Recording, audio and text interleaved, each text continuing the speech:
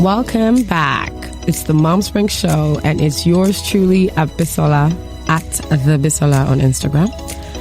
So today we're going to be talking about encouraging excellent mother-child relationships and how to prevent sexual abuse in children. How did this come about? I mean, one evening, my staff and I, after a long day at our favorite coffee shop in Ikoyi, one of them asked me a rather personal question. And she was like, as a mom, how can I best protect my children from sexual abuse? To be honest, I was taken aback quite a bit. But we'll talk about it during the show.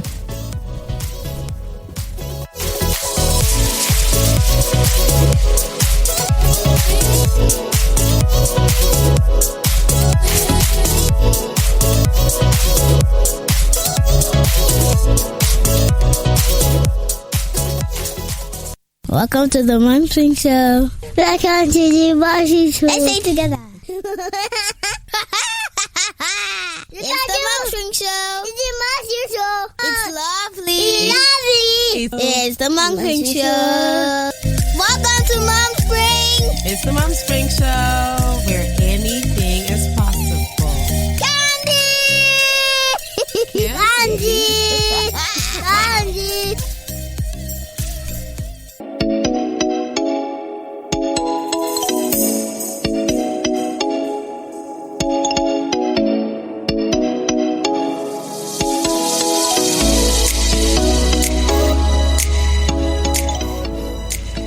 Right, welcome back to the Mom Spring Show.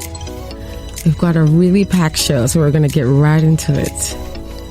So as parents, we teach our children, various safety messages, not to talk to strangers, and a lot of other things when they're growing up. But how do you talk to them about sex and sexual abuse without using scary words or making them feel worried? To be honest, it's challenging. I mean, last week my daughter asked me, how do people get pregnant? I told her, I'll be right back. And then I waited for her to go to bed. We didn't talk about it, but I know my 6-year-old any day now is coming back. But I've been doing my research. I'm ready. And it can be challenging, a little scary for carers and teachers. And that's why on this episode, we're focusing on simple ways to have age-appropriate conversations with children to help you keep them safe from sexual abuse. At the end of the day, you want them to be getting the information from you, not to go to friends or strangers and ask the questions. You want them to be able to trust you. So don't freak out when they have questions. Don't be like me and avoid.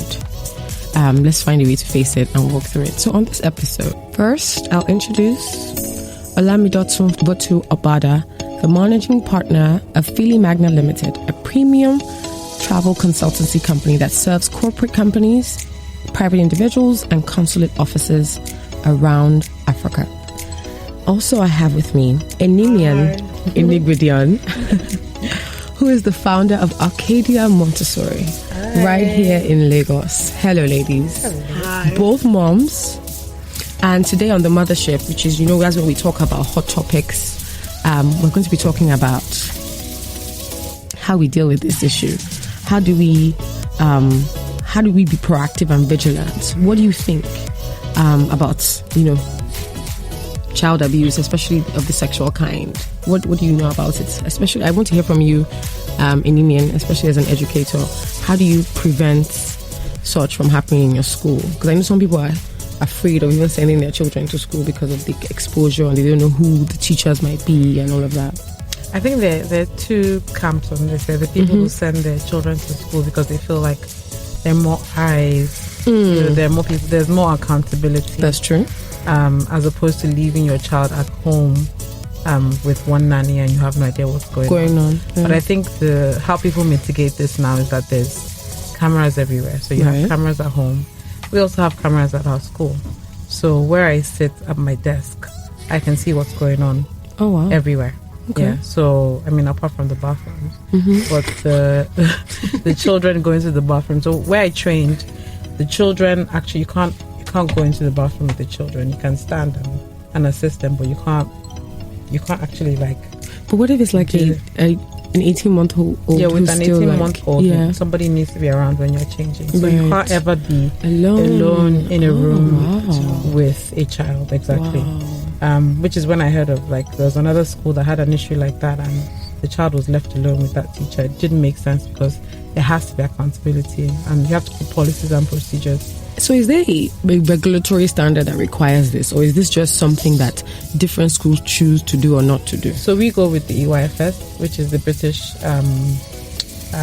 standard, British standard, and they have all these policies and procedures that you have to have in place. So if they come to your school, and what they do is they come unannounced to check you, and they watch you, and they check if all these procedures are in place, and then they give your school whether it's an outstanding or whether it's unsatisfactory. Gotcha. So those are one of the things that, there's also sort of like making sure that there's safety, like the doors are closed, children can't walk out, things like that you need to put in place. So it's not only about the learning, it's also about all the other things around it. Yeah. Right. So what was the name of the standard you said? EYFS. Before the EYFS, yeah. Okay. So policies and procedures. So parents, let's look out for the EYFS standard. If they're meeting it, then they're doing the right things to keep your children safe.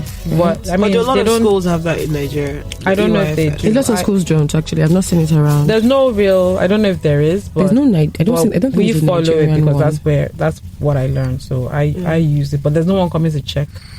Except we fly them from London. Because the reality is a lot of, I've been maybe just dropping my daughter, and at the time in which I'm dropping my daughter, she's saying, I want to pee, and literally is one teacher or one nanny that is taking her to the restroom, because obviously she's not in the age where she can go independently. Yeah. So the question then is, so who's checking in those schools? So as parents, I think you need to ask those questions, and you need to get them to understand and to see. For example, in my son's school, I remember when I first moved back, they wanted to put cameras everywhere, which was fair, fine, but they also wanted to give access to all parents. So I could look to see what was going on in my child's class, and it sounds good. But at the end of the day, do you understand why? Do you know why I didn't like it? Why not? Because you could be a pedophile, and then you could be logging on to watch my child. Absolutely. Because you can see all the children. So if my child and your child are in the same class, and I'm just watching them do their class thing, because bathrooms would, I guess, not have cameras. It's not only bathrooms. Pedophiles, they're planning, so they can see what time your child gets in, what time your child is leaving. Kidnappers, like there's so much potential that can happen. That interesting. Would be an issue. So this is now the balance between like privacy and security. Exactly. That's where the tension is here. Yeah, because I even remember when I was school hunting for my daughter that there were maybe like one or two schools that I chose not to go because of the location of the school, and I felt like anybody could just stand outside and see my child walking on the road, or walking in the front of her class or something. You need to think about that. It was too exposed. Yeah, it's too exposed. So it's important that once you start to teach at the end of the day, this whole thing about sexuality, you also have to educate your children. And I say, really, the only person you have a control over is your child. So I remember somebody had said to me, from an early age, educate your children about, don't call them funny names, the different body parts. Let the body part be the name that's meant to be, and let her know that particular body part is private to her, And so from an early age, and you let her know, look, if somebody does this, or somebody wants to come into the bathroom, in fact, my 6-year-old will tell you now, I need to use the restroom, excuse me please, because she understands. Mine will actually scream. As in, I need my privacy. He'll scream privacy. Yeah, he's from where he is, I can hear him scream. Privacy. Privacy. She does that too, where she's like, I'm using the bathroom, please close the door. Okay, well then. Yeah, so you have to educate the children. That's really important. Yeah, educating your children is very, very important. So there's the pants rule. I don't know if I'm listening. Going to talk about that. No, I wasn't going to talk about it. You're the educator. There's a rule called the pants rule that you teach the kids. Okay. And basically it's anything under. It's online. If you Google it, you'll see it. So anything under where would usually be your underwear, nobody's allowed to see or touch. Okay, that's a nice one. So there was even a song around this. Something. Yeah, it's an acronym for something. I can't remember right now. But so you teach them the pants rule. So teach them the pants rule. Yeah. So. Have either of you had sexual conversations with your kids? Have you talked about this with your kids yet? About what? Like about sex and avoiding this, like this pants rule, for example. Have you told your children about it? So yes, I've spoken about the pants rule with my son. I know from very early on actually. How old was he when you told him the first time? 3-ish. Once they start to understand, nobody's allowed.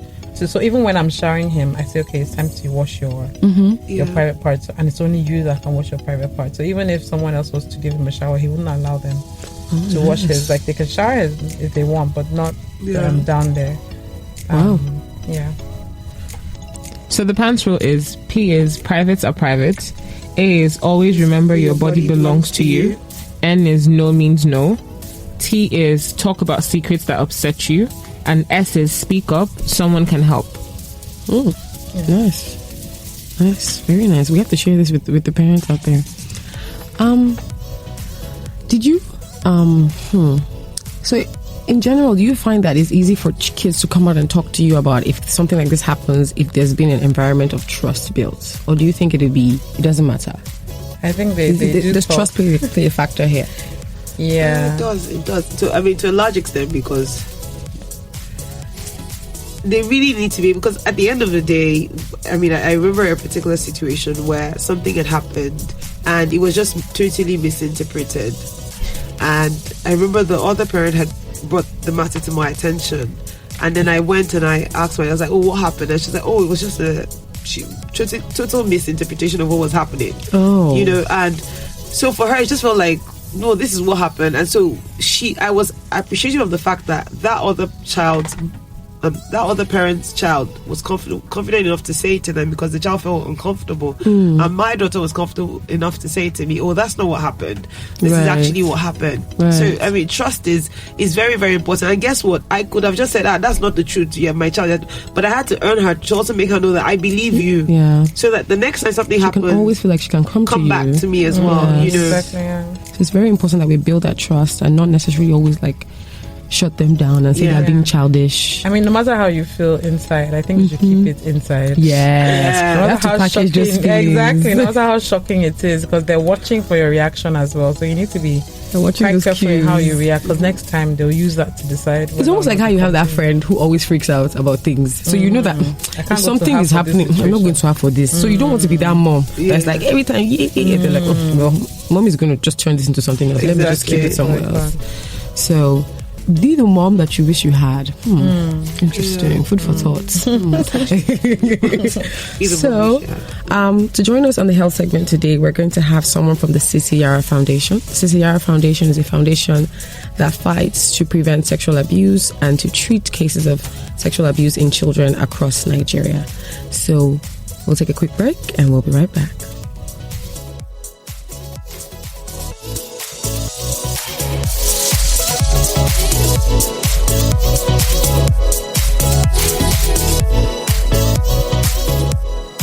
Welcome to the Mom Swing Show. Welcome to the Mom Swing Show. Let's say together. It's the Mom Swing Show. It's the Mom Swing Show. It's lovely. It's lovely. It's the Mom Swing Show. Welcome to Mom Spring. It's the Mom Spring Show, where anything is possible. Candy!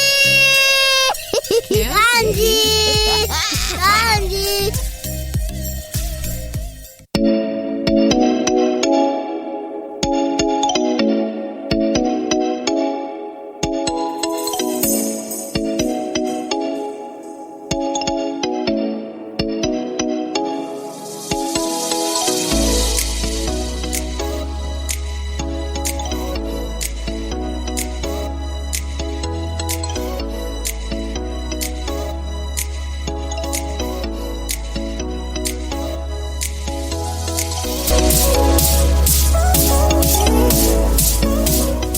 All right, welcome back. So, to join us today on the Mom Spring Show, we've got Mrs. Olabisi Ajayi-Kayode. Mrs. Ajayi-Kayode leads the CCYARA's project development and project management initiative to support the foundation's strategic approach for key child abuse programs and advocacy goals. Before now, her experience has spanned the banking sector, legal practice, international development, even some work with the UN and the DFID. And now she dedicates her time to fighting child abuse in Nigeria. Mrs. Ajayi-Kayode, welcome. Thank you very much. Thank you so much for joining us today. You're welcome. Can you please tell us a little bit about the CCYARA Foundation and what you do? CCYARA Foundation Child Advocacy Center is an initiative established by Mrs. Bola Tinubu in 2016 to prevent and respond to child sexual abuse and to get adults to respond responsibly in protecting children. To start with the word Chichi Yara, is a Hausa word. Chichi Yara. It means save the child. Okay. Wow. So is it common in, child abuse is not common in Africa now. Mrs. Arcadia, is it common in Africa? No, we are the first child advocacy center in Nigeria.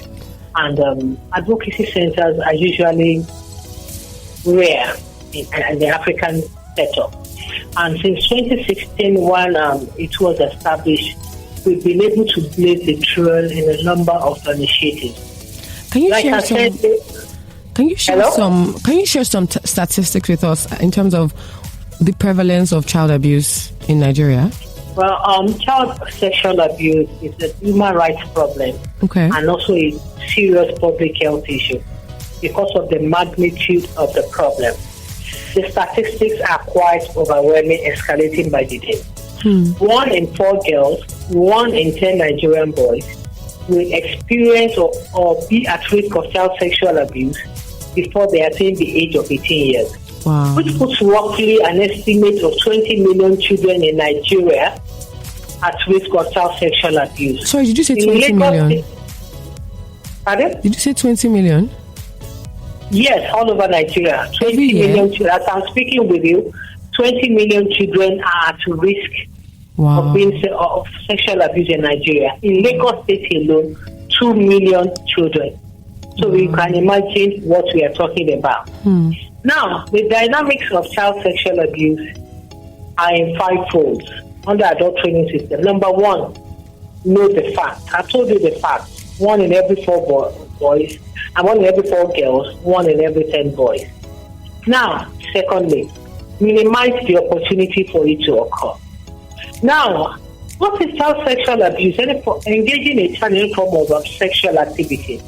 To us here in Africa, in Nigeria, our knowledge of child sexual abuse is limited to defilement, that means penetrative sex, the private parts of an individual coming in touch with that of the child. But there is also non-consensual sexual abuse, these days of digital expertise. A perpetrator can be in the UK and be sexually abusing a child online through pornography, these days of internet, phone, laptops, extortions, showing the child dirty pictures, use of erotic expressions, risky jokes to the child. Now, who are these people that sexually abuse children? The perpetrators are usually people well known, trusted, and familiar with the child and the parent. They have groomed their way to earning the trust and respect of the family of the child.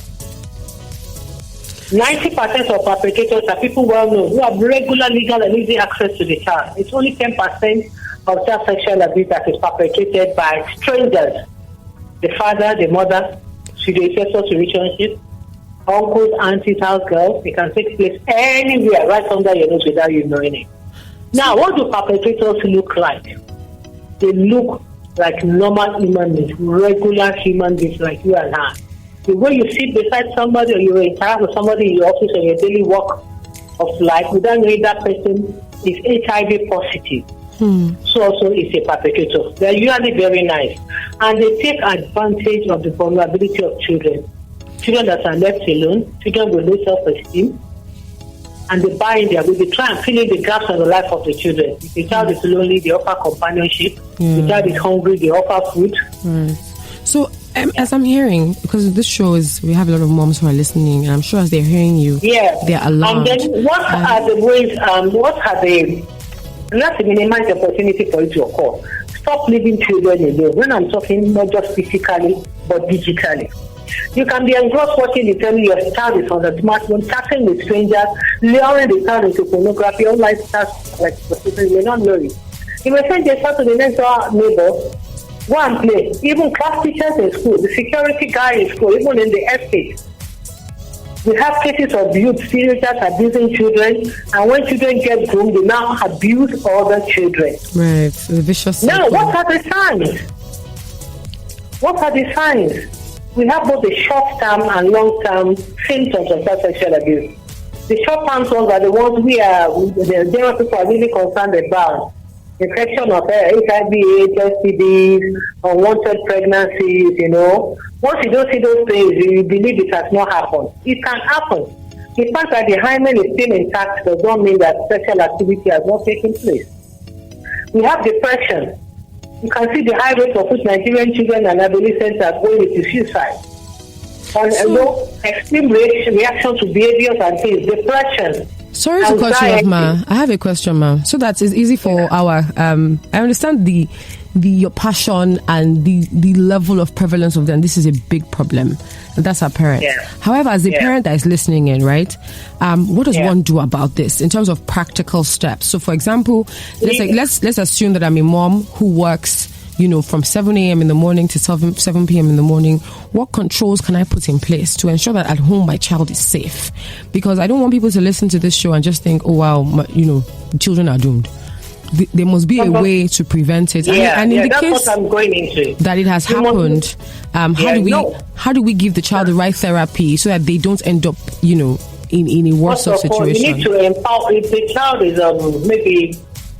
Depends on you're asking about child development. Right. You cannot really talk to a 6-month-old or an 8-month-old baby. Mm-hmm. You need to let them know about their private parts. Right. Most adults don't even know what private parts are. For example, the mouth is also a private part. This days of oral sex. Let the child know your body belongs to you, even your eyes. Nobody has the right to show you dirty movies. Okay, then. You have to see your body boundaries. Yes. That's true. Because you are abusing that child, exposing that child to pornography. Then you have to know the signs. Apart from lacerations in the anus and the reproductive parts, when you see post-traumatic stress disorder, you see a child has been lively, now withdrawn, depressed, moody, psychosomatic stress disorders. Those are the signs. So just to summarize, right, for our parents, if they're seeing a child that was formerly lively suddenly very withdrawn, then there's something they need to watch out. Yes, and so if they notice that, for example, what should they do? Yes, they should call a child rights group like ours. Well, part of the services we render is therapy. We have a family psychologist. Okay. We have a child psychologist. Okay. Who can, because most of it. So, what is the benefit of seeing? In this case, what's the benefit of seeing a child psychologist? Number one, the child psychologist is versatile in child development and in the clinical presentations of child sexual abuse. Okay. We'll be able to get the child to disclose, to know who did what. Okay. The way a 0 to 3 child will disclose is different from the way a 5 to an 8-year-old child will disclose. I understand. And it depends on the type of abuse. For example, a child who has been violated by a stranger, who is well protected, who has confidence that, well, my parents love me, they find it easier to disclose to the parents. But when it comes to pseudo incestuous relationships, it's not only the child that is traumatized, even the non-offending family member. Imagine a woman suddenly getting to know that her husband has been defiling their daughter. She herself needs help. That's why you need professional response. So in the kind of example that you gave, what is the kind of intervention that CCR can provide in that scenario? Okay, if a woman is in an incestuous relationship, first of all, when the case is reported to us, the child is brought to our center. We have a welcoming, a safe environment, a calming reception where we get the child to calm down. And the child is taken for therapy through our family child therapist. And it's now referred for medical services, which is free. And on this, I want to sound a note of warning on this issue. When child sexual abuse takes place, you don't just take a child to any medical institution, private hospital, this and that. It has to be a sexual assault response center where the doctors are professionally trained, where they have experience in sexual assault response, where they know how to use rape kits, where they can provide medical treatment and evaluation reports that can stand up to scrutiny in the court. Because child sexual abuse is a criminal offense, not just against the child and the family, against the Lagos State government with steep penalties in cases of defilement. So you called it a sexual abuse response center? Is that what you called it? SARC. Sexual Assault Response Center. We have Mirabel in Arcadia, but in Lapsut vicinity. Okay. In Saboyaba, we have Women at Food International Foundation. Okay. Doctors who are groomed, trained, experienced in sexual assault response. Do we only have 2 in Lagos? We can go to the general hospital, but these are the 2 we partner with here at the Chichiara, and who have been trained up to international standards. I see. Because especially for children with physical and developmental challenges. Imagine a deaf and dumb child battling with epilepsy who was violated. Getting that child to talk is something else. And decoding what at the Chichara Foundation, we don't only listen to hear what the child is saying, we listen to hear what the child is not saying. I see. After the medical report, the case will be documented. At the police station, and we also do forensic interview, which is a structural process of eliciting evidential information from a child about a crime or an event the child has witnessed or experienced in an age-appropriate, developmentally sensitive manner. Wow. Well, so now it's clear you do a lot of well-documented forensics analysis, find out what happened, where it went wrong, who's responsible, the impact on the child. You gather all this data that you can now use for a criminal defense of the child. Fine. On a criminal offense against the perpetrator, and that's fantastic. But beyond that, the therapy that is provided to the child, can this child ever be rehabilitated? Can this child be the same again? Yes. You're also into you see, part of the therapy is not a one-off thing. Structural counseling sessions to get the child and the none of any family member to get readjusted to living a normal post-abuse life. It is possible to obtain healing after it has happened. So is it possible to be normal after abuse? Yes, because unlike the negative socio-cultural norms that blame the child or blame the mother, where were you when your child was a fire, what was he wearing? No. The first thing you tell the child is, it is not your fault. Because most of these perpetrators have the way of subjecting the child to emotional blackmail. If you talk this and that, I will say it's your fault, you ask for it. It can never be a child's fault, and a child can never give his or her consent to sexual abuse. Under our law, there is no way a child can consent to sexual activity. You let the child, and you will let the child know, we will help you. Acknowledge the child's bravery. I trust you, I believe you, we will help you. I mean, that encourages the child. And that is why we believe so much in justice, access to justice for survivors. Because most of them slip into depression. But when we get to court, you see the perpetrator in handcuffs. The child feels safe. This man has been put away. He's no longer in the place to offend me. Yes. So just give us some. So how many cases have you had to deal with in the past year, for example? Okay, for the past year, not all our cases end up in court. Right. We have had to handle since inception about 120 cases. Wow. But not all of them end up in court. There are some we prosecuted as much as 48 cases in court, but there is what is called general advocacy. There is also legal advocacy. Right. We receive a lot of calls from our child helpline. From where? And we have a child helpline. I was about to go into that. The first children telecommunication, the 24-hour toll-free child helpline, where children can call to obtain information, care, professional counseling, emergency intervention, and to annest community resources. We also have a referral system where we refer children for housing and advocacy. We refer them to shelters.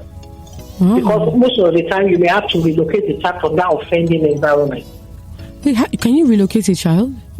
From me home? Yes, if the child is in a house and is being by itself with the father, you withdraw the child. After reporting to the police and with the approval of the Lagos State Ministry of Youth and Social Development, the child will be kept in a shelter to get readjusted to living a normal post-abuse life, to receive all the therapeutic interventions, medical, legal. You can agree with even as an adult, especially if it's a case of serial abuse, that environment keeps reminding you of that abuse. So until the child has overcome the trauma and obtain the healing. So usually, how long does it take, this therapy and all this intervention, how long does it take on average? Is this a 1 month process? Is this a 1 year thing? No. It depends on the child. It depends on the situation. And like I said, it depends on the type of abuse.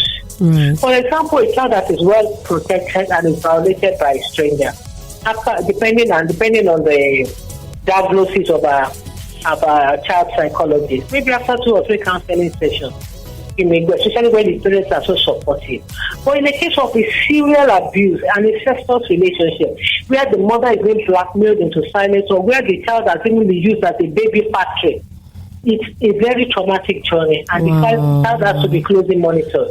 A child that has developed suicidal tendencies is quite different from the one that, right, is it really happening to me, but I can make it, I can overcome it. Wow. So it depends on the present diagnosis. It's just like if you are going in for surgery, and you're asking the doctor for how long will I have to be in the hospital. Say, well, it depends on how you respond to treatment. You can go in a week and after the That's true. Yeah. So it's relative. So that's just it. So we have some moms in the studio today with us, and they would like to ask some questions. So, okay. Good afternoon, Ma.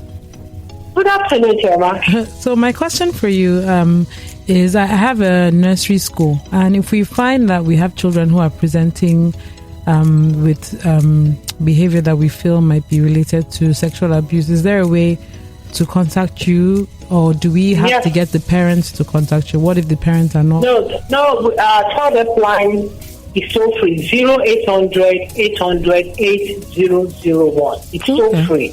You can call us, but because you are an educator, you are the proprietor of the school. First of all, I want to ask you, are you conversant with the Lagos State Government Child Protection and Mandatory Reporting Policy? It stipulates that all schools and school-related institutions like churches and mosques should have a child protection policy, which must include a code of conduct for your workers. Okay. That's if it takes place in the school. But because there's a probability it could have taken place at home, and that's why you have to know the signs. I mean, it's a long list. I don't have the time to go through it. So this time there's a change in the behavior, and it causes hormonal imbalance, obesity, so what and all that. You call us. What we will do is that because of time, we will definitely share your information with Mr. Enimien, and even with all the parents who might be listening in, so that they can reach out to you if they see any signs.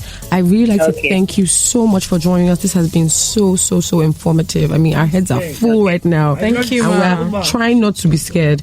But yes, you've also empowered us with information. Let us know that it's just been amazing. Yes, it's been so amazing. Yeah, thank you so much. Thank you very much. All right, that's it on this episode of the Mom Spring podcast, and we'll be right back.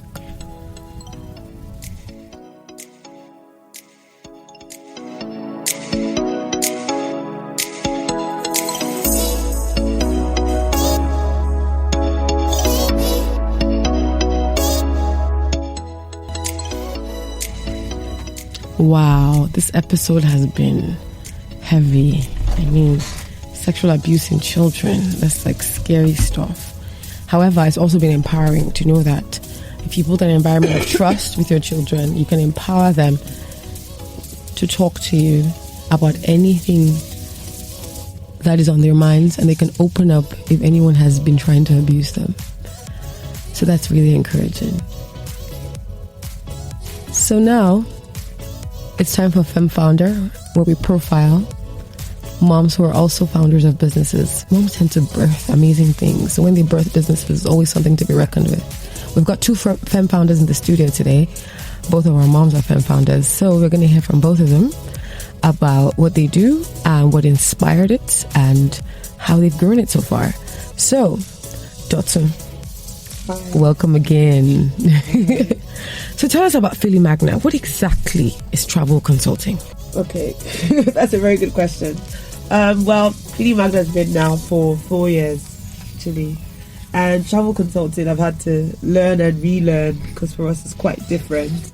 So we handle, for instance, travel documentation. Actually, I remember when we started, and it's funny, we started off targeted as to families, actually. Families that want to travel, want to sort out all their visa documents and all of that. And in particular, we had a niche for people that maybe travel with their employees and stuff like that. And then last year, we launched the part where we work with corporates as well. And we basically do handle visas, document, basically anything that relates to paperwork to take you in and out of the country. And what makes us quite different is because we handle it professionally. And we're a travel consultancy. So I always say to people, imagine a business consultancy, but now everything here is travel. And so sometimes we'll have the opportunity to sit with consular offices and talk to them about their process. What can they do to get better? And I actually feel like we're in a niche. And it's interesting. What makes us tick is just pushing the boundaries even more. What inspired this business? People, I always say to people, I think I'm weird because I like to do visa applications. Somebody actually enjoys applying for visa, and also because I felt like there was nobody in Lagos that was doing it professionally. Like you would have to ask, I want to do this. They tell you to talk to Rebecca on the street or somebody that you couldn't even trust in your data. It's true. Imagine how many people we just send our passport data page to. We don't even know who these guys are. Random. Yeah. You know. So there are companies like us outside Nigeria, but then there was nobody pushing the space in Nigeria. And I struggled at first. I was like, where am I? And I always have to tell people, I'm not a travel agent. You can't really buy a ticket from me, you know. But you sort out that visa situation and to be smooth and nice. And even before we started recording, I remember I just picking her brain because she's the visa expert near me. So I'm like, well, if you want to apply for a visa to this country and this country, which one is easier? Where should you start? And she's giving me all the tips. And she's like, I'll send you my bill. And I'm like, yeah, put it on my tab.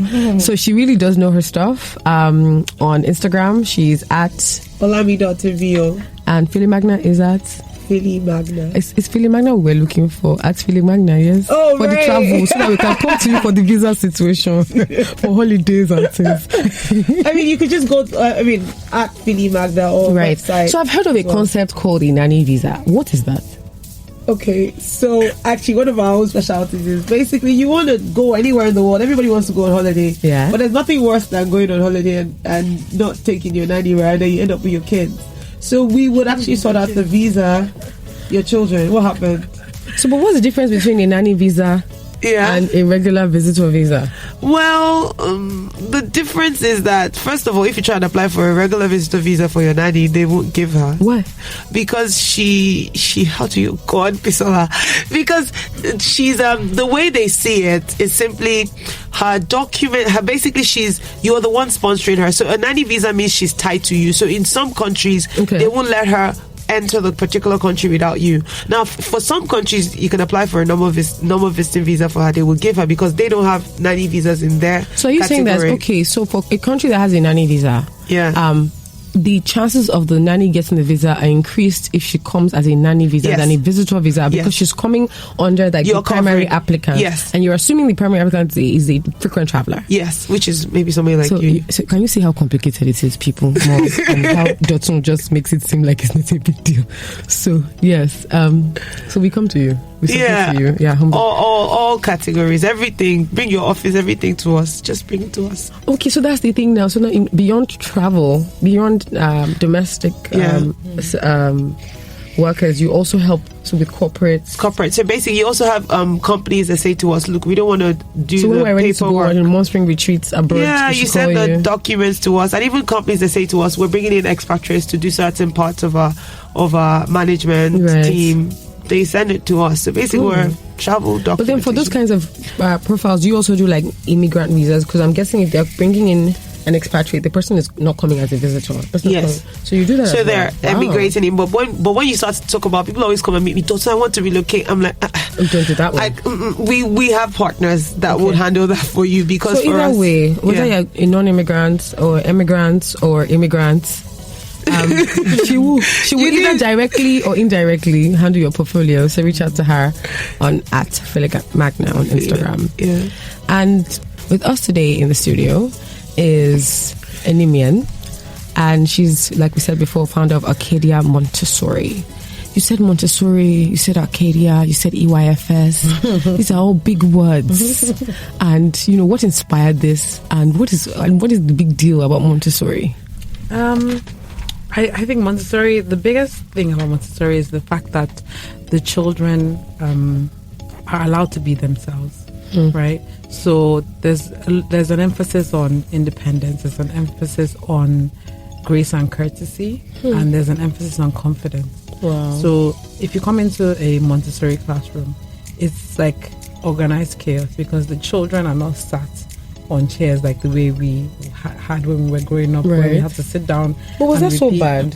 We had to repeat everything. A is for apple, B is for ball, states and capitals. But then we remembered now. You remembered, but guess what? Like, I had a child come in once and his mom told me that he knew the times table, for example. How old was he? 3. Okay. Wow. Yes, pretty early, and I know that's what happens these days. Okay. And he knows his timetable. So I asked him, what is 5 times 4, for example? And he had to start from 5 times 1. So he said 5 times 1 is 5, 5 times 2, till he got to 5 times 4, then he knew the answer. Okay. So we all know that means that he doesn't know his timetable. He just knows he doesn't understand the tangible memory. concept exactly. of Okay. So those are the kind of things. So Montessori classroom is very hands-on. The things they're learning, they use their hands. And Maria Montessori was the lady who developed this way of learning, and she used a lot of child development and psychology to kind of create this method of learning. So also, like in the classroom, there's a child who's 3 who's probably learning to read, but there's also a child who's 3 who's better at math, and he's more advanced in math than his friend who is more advanced in English. Reading. And we're not going to force them to be on the same level of education. But then if every child is kind of on their own path, yes, how do you make sure that, because the reality is, so outside of the school and the Montessori system, they have to either pass exams to enter the next level of schooling. How do you make sure they're at least ready to handle that? So what happens in Montessori is that a lot of the times they're actually far above the... How come that happens? Because if I'm learning my letters, for example, and I want to learn more, we allow them to accelerate. Like, you're not going to... But what if I'm that kid that is never ready to learn more? So there's no child like that. Really? Yes, because parents think that their children like that. So if I put my child in a Montessori classroom and they decide they don't want to learn, they just want to sit there, no child actually wants to just not do anything.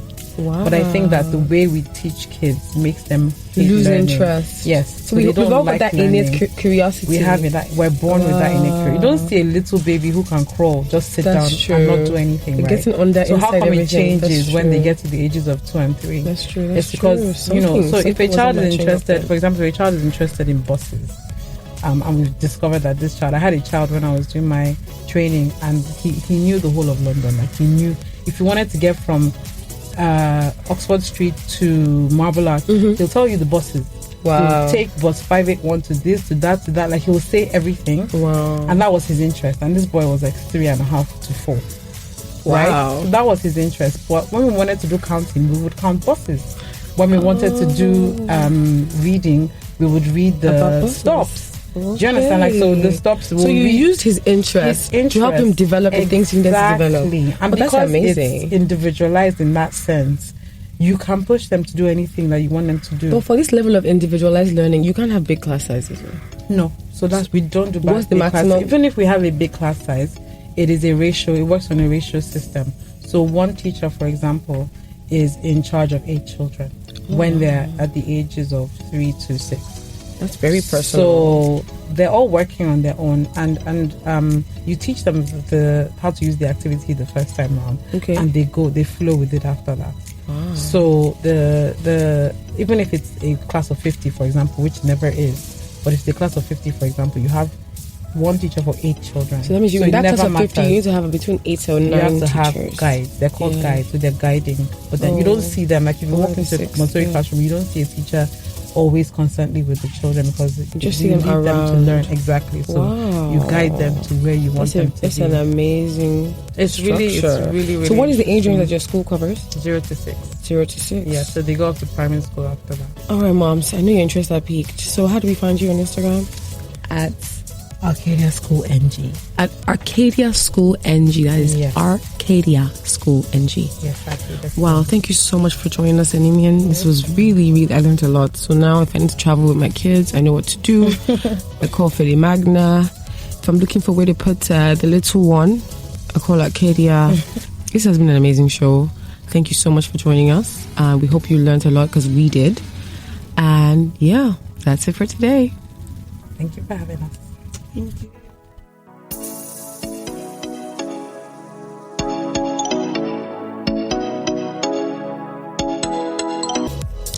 And just in case you missed it, the child helpline for CCR is 0800 800 8001. That's 0800 800 8001. And if you're an adult calling concerning a child, it's 0700 700 7001. That's 0700 700 7001. You can find them on Instagram and Twitter at cc_Yara. That's CECE_YARA. And Philly Magna's Instagram and Twitter is FILIIMAGNA. Philly Magna. Arcadia Schools is Arcadia Schools NG on Instagram. Thank you.